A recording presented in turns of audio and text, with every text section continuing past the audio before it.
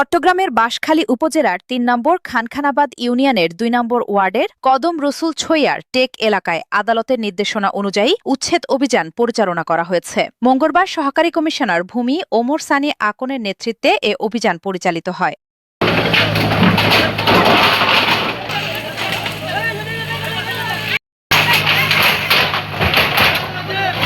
আদালতের জারিকৃত দখল পরোয়ানা বাস্তবায়নের অংশ হিসেবে এ কার্যক্রম পরিচালনা করা হয়। আদালতের নথিসূত্রে জানা যায়, অপর মোকদ্দমা নম্বর ৩০/২০২০-এর দখল পরোয়ানা বাস্তবায়নের জন্য প্রসেস সার্ভার ঘটনাস্থলে উপস্থিত হয়ে ডিক্রিদার, দায়িকপক্ষ ও স্থানীয় গণ্যমান্য ব্যক্তিদের উপস্থিতিতে সংশ্লিষ্ট জমি শনাক্ত করেন। পরোয়ানার আদেশ উচ্চস্বরে পাঠ করে দায়িকপক্ষকে জায়গার দখল ছেড়ে দেওয়ার অনুরোধ জানানো হলে তারা দখল ছাড়তে অস্বীকৃতি জানায় এবং দখল কার্যক্রমে বাধা প্রদান করে। এ সময় কয়েকজনের আচরণে শান্তি শৃঙ্খলা বিঘ্নিত হওয়ার আশঙ্কা দেখা দেওয়ায় প্রসেস সার্ভার দখল কার্যক্রম সম্পন্ন করতে অপারগ হয়ে পরোয়ানা আদালতে ফেরত দাখিল করেন।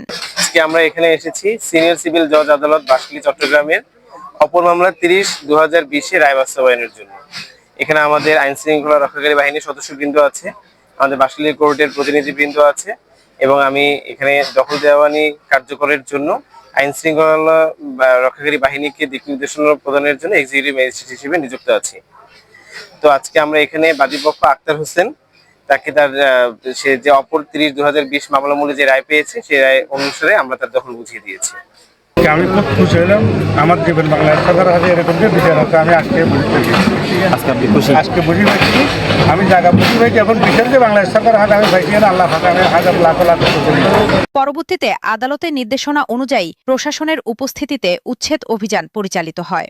স্থানীয় সূত্রে জানা যায়, অভিযানের সময় প্রশাসন শান্তিপূর্ণভাবে আদালতের নির্দেশ বাস্তবায়নে প্রয়োজনীয় ব্যবস্থা গ্রহণ করে। প্রশাসনের পক্ষ থেকে জানানো হয়, আদালতের নির্দেশনা বাস্তবায়ন করা সরকারি দায়িত্বের অংশ, তাই আইন ও আদালতের আদেশ অনুযায়ী উচ্ছেদ কার্যক্রম পরিচালনা করা হয়েছে।